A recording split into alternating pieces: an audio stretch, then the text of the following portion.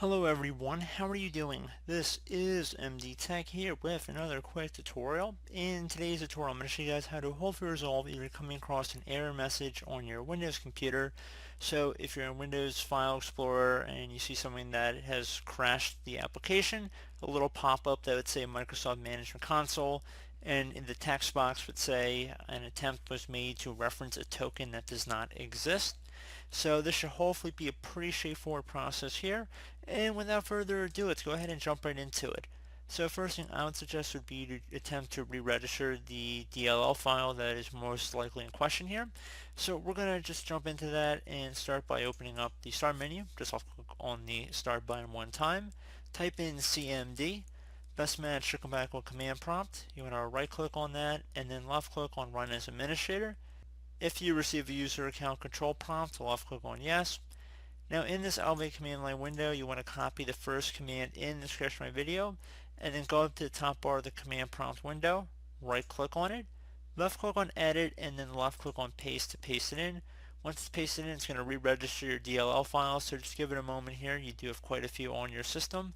Should take a moment here to run, so just be patient.